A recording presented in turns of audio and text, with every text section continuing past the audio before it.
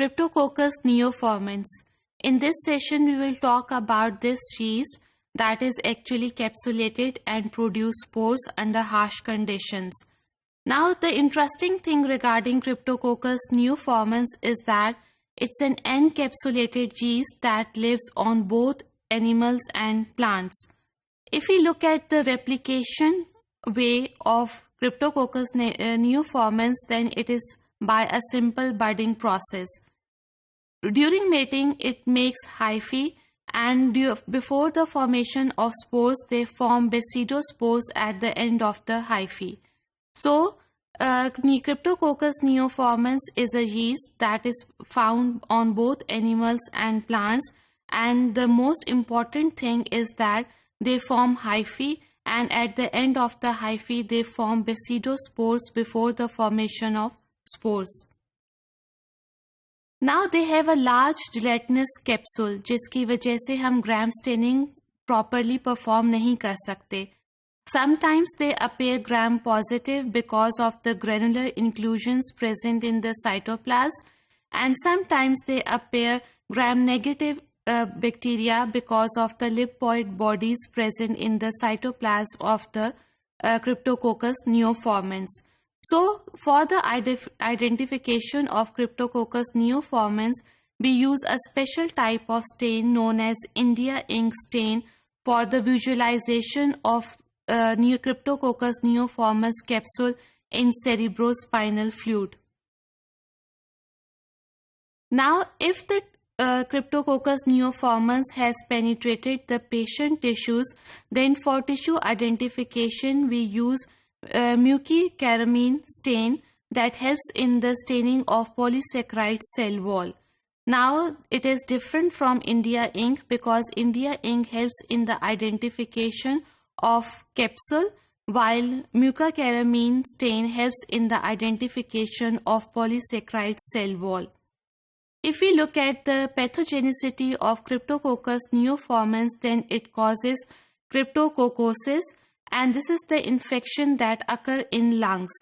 And Cryptococcus neoformans that causes this type of respiratory infection is usually a secondary infection that occurs in HIV patients. As we know that HIV patients are the immunosuppressed patients, and they are susceptible to other types of infections as well. And one of the example is of Cryptococcus neoformans. Now, Cryptococcus neoformans is a facultative intracellular pathogen that can be inhaled by the formation of aerosols in the lab environment or in the general environment. The interesting thing is that these aerosols, if they contain basidospores, then they disseminate into the cerebrospinal fluid as well as in the CNS. That helps in the formation of meningoencephalitis, that is the inflammation of meninges of the brain.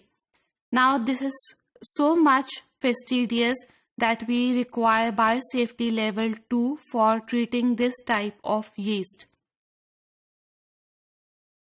Now if we look at the pathology, as it causes cryptococcosis, that is a lung infection. Actually the cells containing the Cryptococcus neoformans are phagocytosed by an immune cell known as macrophage, and the macrophages which are found particularly in the lungs, they are known as alveolar macrophages.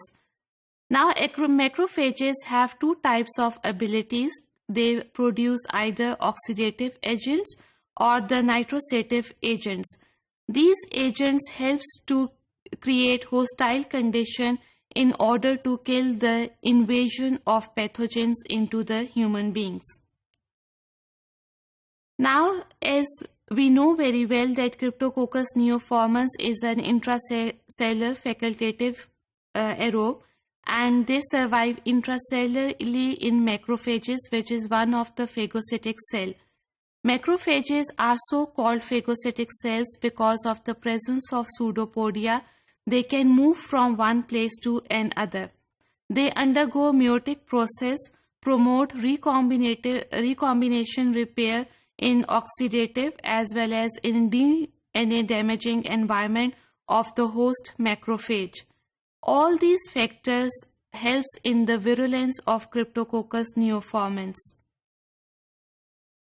Now, so far, respiratory infection due to Cryptococcus neoformans has not yet reported, but it is believed that Cryptococcus neoformans is distributed via pigeon feces. Now, this is not a contagious disease and cannot be transmitted from one person to another. The only exposure is from respiratory route to the point source.